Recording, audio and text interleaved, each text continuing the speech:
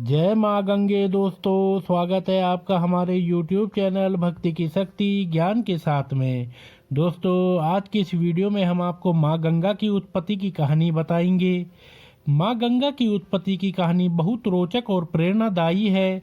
यह बात उस समय की है जब श्री हरि विष्णु ने देव माता अदिति के पुत्र के रूप में अपना वामन अवतार लिया था। उस समय धरती और स्वर्ग लोक के अधिपति दैत्यराज बलि थे। वह अपने गुरु शुक्राचार्य के बताए मार्ग पर चलते हुए निरंतर चलने वाले यज्ञ करवाते थे और गरीबों एवं ब्राह्मणों को दान देते थे।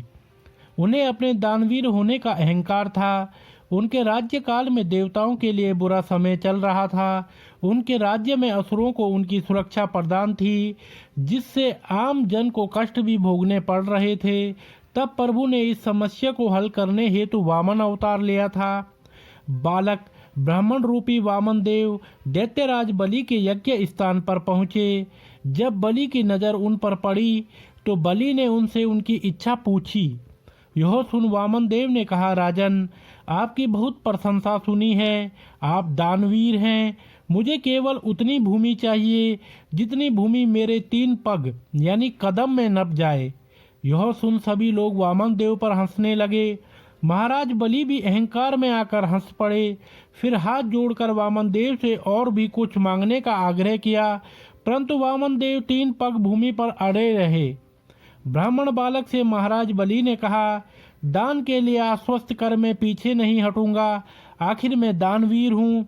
ऐसा तो आपने भी कहा है भगवान।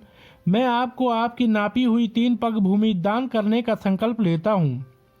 जैसे ही राजा ने संकल्प लिया, वैसे ही वामन देव ने विराट रूप धरा।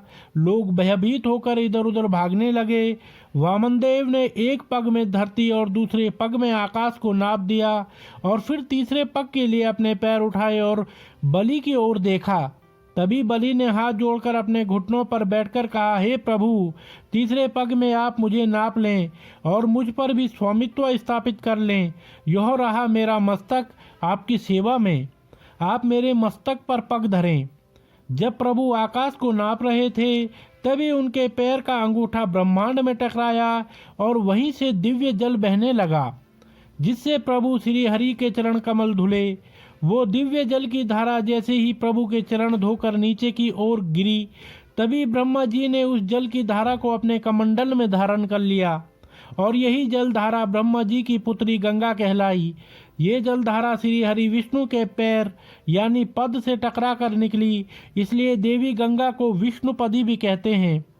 महाराज भगीरथ की तपस्या से प्रसन्न होकर देवी गंगा के पिता भगवान ब्रह्मा जी ने उन्हें धरती पर अवतरित होने की आज्ञा दी, किंतु देवी गंगा की जलधारा के वेग को सहने की क्षमता धरती में नहीं थी।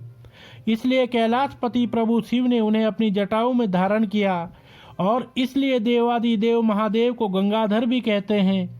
महाराज भागीरथी की तपस्या से प्रसन्न होकर उन्होंने अपनी एक जटा खोल देवी गंगा को धरती पर आने दिया।